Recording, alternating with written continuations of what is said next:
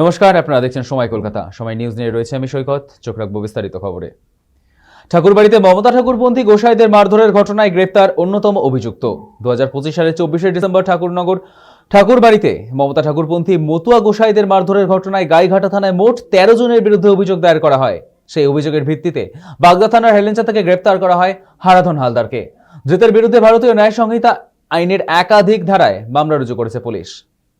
আমাদের সঙ্গে এই মুহূর্তে টেলিফোন লাইনে রয়েছে আমাদের প্রতিনিধি দেবকুমার দে। দেবকুমার, এই যে গ্রেপ্তারের ঘটনা, মতুয়াদের উপর হামলা, গোসাইদের উপর হামলায় আর কি জানতে পারছো, কি আপডেট পাচ্ছো? একদম সৈকত, তোমাকে বলে রাখি, দেখো তো 24শে ডিসেম্বর ঠাকুরনগর ঠাকুরবাড়িতে মমতাওয়ালা পন্থী যে গোসাইরা ছিলেন তাদের কিন্তু মারধর করা হয়। অভিযোগ উঠেছিল যে শান্তনু ঠাকুরের অনুগামীরা তাদের মারধর করে।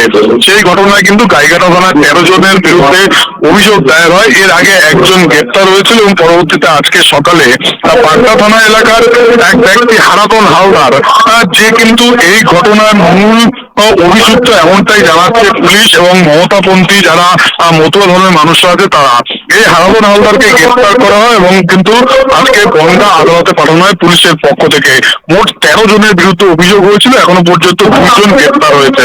সৈকত, অনেক ধন্যবাদ দেবকুমার।